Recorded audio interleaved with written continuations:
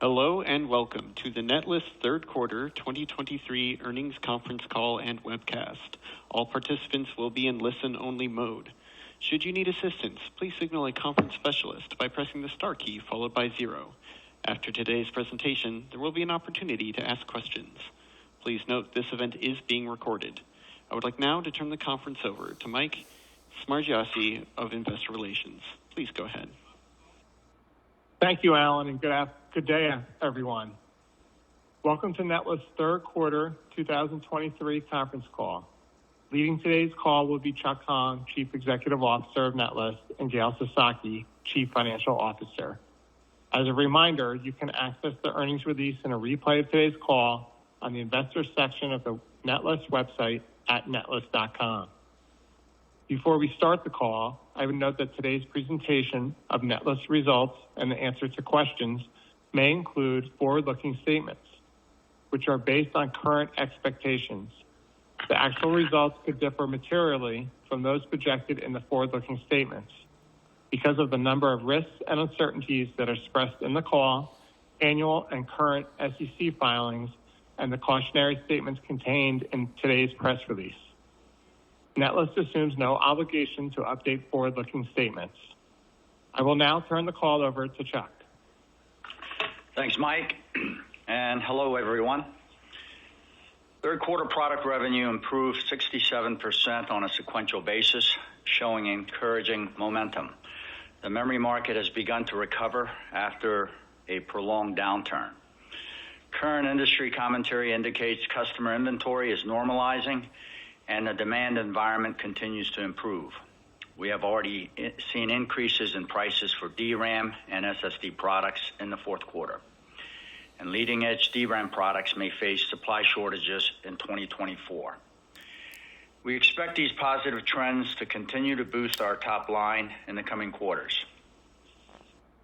AI computing is creating a need for a new breed of memory different from the standard computing memory that's been used in PCs and servers for the past many decades. Memory for GPU, which drives AI processing, must be high density, high performance, and low power at the same time.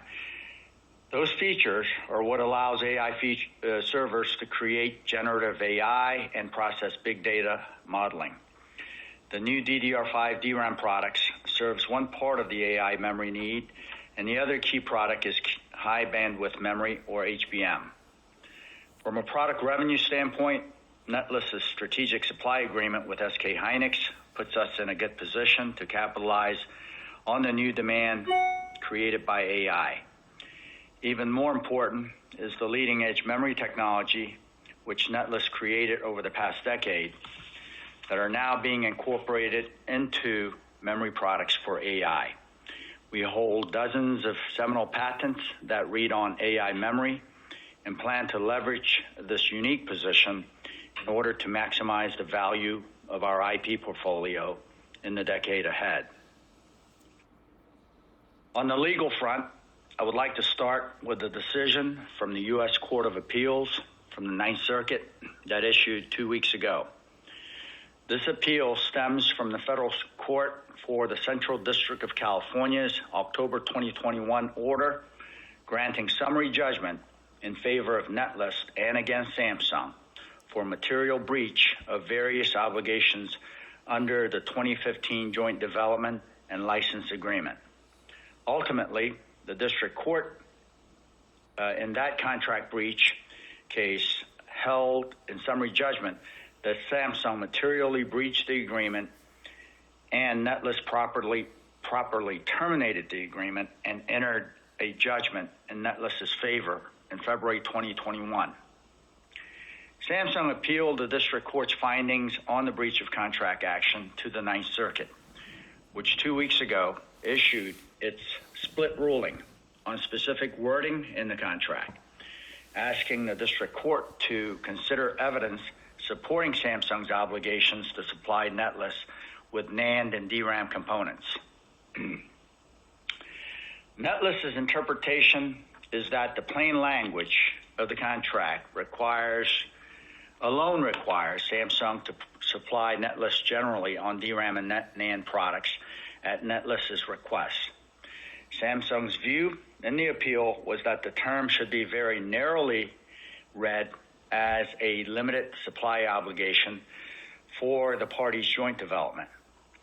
Netlist's view was clearly shared by the Ninth Circuit Judge Desai, who wrote a very strong dissent pointing to Samsung's flawed and made-for-litigation theories in their appeal of this case. However, the two other judges that made up the majority on the ruling thought it prudent to ask the district court to reconsider the decision, specifically to revisit the meaning of the supply provision in the agreement in light of extrinsic evidence that were not considered in the first instance. We look forward to the opportunity to present evidence on this issue and finally bring to light numerous harmful actions committed by Samsung, much of which were only viewed by the judge and not shown to the jury in the district court trial. We believe that Judge Scarzi, our judge in the Central District of California, will resume the proceedings quickly.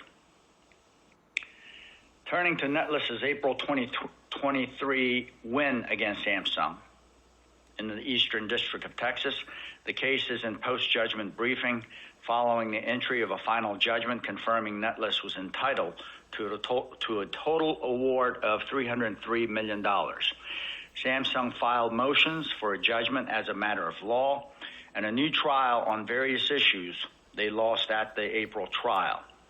Netlist filed a motion for Chief Judge Gilstrap to recognize and set a defined ongoing per-unit royalty that Samsung would have to pay for their infringement going forward. The final submission date for briefing on all the post-judgment motions is December 1st. The judge will then take all motions into consideration and issue an order. Following the entry of an order from the judge, we expect Samsung to file a notice of appeal challenging the final judgment. If a notice of appeal is filed, the appeal process would take an estimated 12 to 18 months before the Federal Circuit Court of Appeals. I would note that Samsung continues to accrue significant liability for royalties and interest by selling their infringing DDR5 DIMMs and HBM components, products that will make up the bulk of its memory revenues through this decade. Separately, but related to our recent Samsung Eastern District of Texas final judgment, the PTAB entered its final written decision for two of Netlist's LRDIMM patents. A three-member panel found that the challenge claims of both the 339 and 506 patents were unpatentable. The 339 patent was one of the 5 patents tried in the Samsung Eastern District of Texas case, comprising about 11% of the total award, or the smallest segment of the overall $303 million award. The final written decisions on invalidity of the remaining 4 patents, which made up the bulk of the liability in this case, will be rendered by the PTAB in December and April. Let me correct that. The final written decision as to the invalidity of the remaining 4 patents, which made up the bulk of the liability in this case, will be rendered by the PTAB in December and April. On to other actions. The case against Micron in the Eastern District of Texas, also before Chief Judge Gilstrap, is scheduled for a jury trial on January 22nd, 2024. Fact discovery has closed, and the final pretrial conference is currently set for May 20th. The case addresses Micron's willful infringement of the same patents and same type of products that were part of the successful April EDTX trial against Samsung. On Wednesday last week, we received a highly favorable claim construction order with the court siding with Netlist on virtually all key claim terms at stake. This order provides strong foundation for proving infringement and validity at trial. Given the PTAB's recent decisions on the 339 LRDIMM patent, we will be simplifying this case and pursuing claims related to Micron's infringing DDR5 DIMMs and HBM components, which Micron has stated are strategic growth products related to AI and basis of their resurgence in the memory market. In Netlist's consolidated Micron Samsung case in the Eastern District of Texas, the claim construction hearing, which we thought went very well, took place on September 26th in front of Chief Judge Gilstrap. We look forward to the court's entry of a favorable claim construction order. This fact discovery in the case is scheduled to close November 13th. The pretrial conference is currently set for March 2024, with a jury trial start date on calendar for April 15, 2024. These cases are for infringement of large volumes and significant dollars of DDR4 RDIMM and LRDIMM products. The Western District of Texas case against Micron, which has been stayed, we expect that the court will resume this case sometime in early 2024. This case involves 3 Netlist patents that cover Micron's DDR4 LRDIMMs and 1 patent which covers NVDIMM. Over the course of this year, the PTAB has found that the patent reading on NVDIMM to be invalid and the 3 patents reading on LRDIMM to be not invalid. The last of these decisions coming yesterday. Having 3 patents validated by the PTAB puts us in a very strong position as we expect the case to resume in the coming months. In our case against Google and Samsung in Delaware, the court in Delaware held the claim construction hearing on October 20th. We look forward to the court's entry of a favorable claim construction order in that action. Finally, the Dusseldorf court in Germany held oral arguments in Netlist's case against Samsung on September 5th. At the hearing, the Dusseldorf judge confirmed that if infringement were found, that the court stayed. If the infringement were found, the court would stay the action pending the German federal court's assessment of the validity of EP 735 and EP 660. EP stands for European Patent, and these cover LRDIMMs. The court did enter a stay on September 25th, thus implicitly confirming infringement by Samsung. The case is now stayed until the German Federal Patent Court, essentially the German version of the PTAB, holds an oral hearing on the validity of Netlist's asserted European patents. The hearing date is scheduled for March 2024 for EP 735 and July 2024 for EP 660.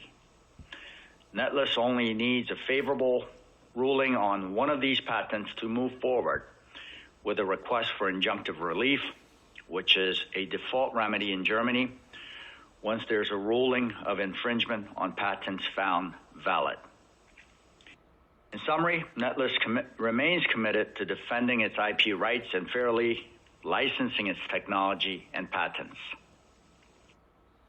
As we have noted in the past, Netlist has a long history of innovation, with more than 150 patents and 30-plus pending patents, which emanate from its product development efforts. Netlist innovation are at the forefront of the industry's push into memory for AI. The rapid growth of AI applications and the requirement for HBM and DDR5 products once again spotlights the key role of Netlist's technology in the memory industry. Now I will turn the call over to Gail for the financial review. Thanks, Chuck. Third quarter product revenue results reflect improvement in the demand environment, which analysts predict to accelerate through 2024. As discussed by Chuck, the strong growth projected in AI servers for the enterprise data centers, which currently include large amounts of both HBM and DDR5 memory, mark the beginning of a new demand cycle. We believe we are well positioned to capitalize on these positive market trends due to our strategic SK Hynix supply agreement, as well as our robust patent portfolio. As a reminder, we do not formally guide, but given the market dynamics as noted earlier, we currently anticipate demand for products and ASPs to continue to improve as we move through the rest of the year, and that Netlist's fourth quarter performance will show moderate sequential quarter improvement. We ended Q3 2023 with cash and cash equivalents and restricted cash of approximately $51 million, compared to $31 million at the end of Q2 2023. We raised approximately $29 million in net cash from the registered direct offering during the third quarter. In addition, we proactively raised approximately $2 million under the $75 million equity line of credit during Q3, with close to $36 million remaining on that line. In addition, with a $10 million working capital line of credit with Silicon Valley Bank, we continue to maintain significant financial flexibility and liquidity going forward. As always, we manage the operational cash cycle very carefully, which improved by 85 days in Q3 23 compared to last year's Q3, which is why we expect cash burn to remain relatively stable even as we go through this period of increased legal activity. Operator, we are now ready for questions. We will now begin the question and answer session. Our first question comes from Suji DeSilva of Roth MKM. Please go ahead. Hi, Chuck. Hi, Gail. So just to understand, first question, the finding in the Central District Court case for Samsung, what is, if any, the relationship of that to the Eastern District of Texas Samsung finding of the $300 million? Hi, Suji. Yeah, the Central District of California case, which was appealed to the Ninth Circuit, is a case about a license, whether Samsung had a license, and when they breached the license, we terminated that license.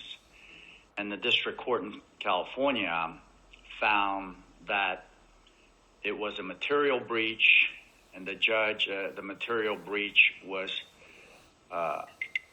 significant and quite obvious, so that the judge did not put this in front of the jury and decide it himself. He thought that it did not need to go to a jury, that the evidence was plain and overwhelming, so he made the decision himself. Now that has been appealed, and the case has been remanded back to Judge Scarzi, and he will be determining whether to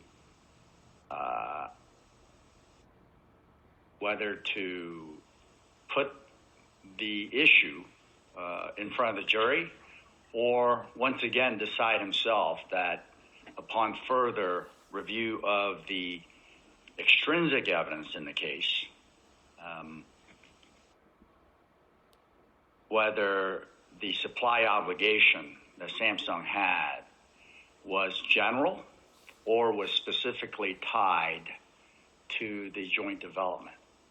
So that will be a key decision, which will obviously impact the Eastern District of Texas award, because if the decision is that the supply obligation was narrow per Samsung's interpretation, that would mean that the Samsung did not breach. If the interpretation was that the supply obligation was broad, which is our interpretation, and was the interpretation of of Judge Scarzi, if that interpretation remains in the remand, that would mean that Samsung did not have a license and breached the agreement. Therefore, that all of the award, the infringement that came out of the infringement case will stand. So I hope that was clear. There's a lot of information there. No, that absolutely helped, Chuck. And then the timing of it going back in California to the judge and the procedure thereafter, what's the time frame for that process? He will officially take possession of this remanded case on November 8th. And from that point on, it is up to him, depending on his docket, when he will schedule either a retrial or he may decide in another summary judgment and reach the same conclusion himself. That is left to the judge for him to decide whether there is extrinsic evidence that changes his original interpretation of the clause, the supply provision in the agreement. Okay, that's helpful. And this question may be oversimplifying, but I'm wondering, you seem to have a similar arrangement, with Hynix, where it is being worked as broad availability of products. And I'm just wondering if the language is different or comparable such that, one is working the way you'd intended and the other one is being questioned as to whether it was intended that way. Is that too technical to discuss here, or is that a fair question? Yeah, I think in terms of broad strokes, that is clearly the intent. That was the intent in the Samsung case. And Hynix is, there is obviously, as we've seen through the pandemic and at other times, the value of supply of memory products and memory components is enormously, it's invaluable to be able to secure, have a contracted supply. That is a very rare arrangement with any customer. And it is only because of our IP and patent portfolio, the strength of that, that they've signed up to that supply agreement, both companies. Samsung did not perform. They initially provided significant support. There was no support before the agreement, and then there was a lot of supply after the agreement. And then after a couple of years, they unilaterally cut us down to, virtually no supply. So it is in stark contrast to Samsung, to Hynix, which is performing to its agreement, per the agreement and the intent of the agreement between the parties. Okay, Chuck, that's very helpful.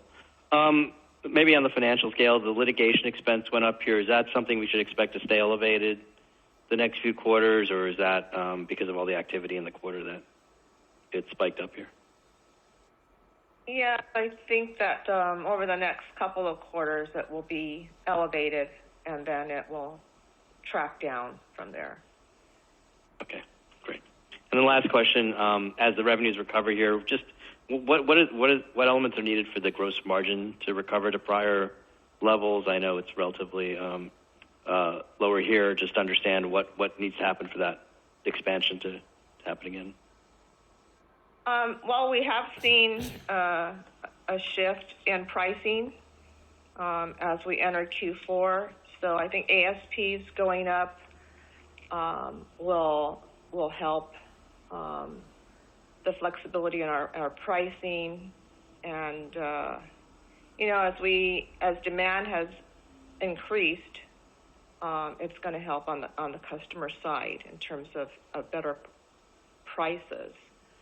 And then, as we continue to purchase more and more, it should help our buying power from Hynix. So that is, because significant part of our revenue is the resale piece. But we'll start to see some of our custom projects kick in to the revenue over the next several quarters, and those obviously are, tend to be much higher margins, and that will be part of the increase as we go through 2024. All right. Thanks, Gil. Thanks, Chuck. Mm-hmm. Thank you, Susie. The conference has now concluded. Thank you for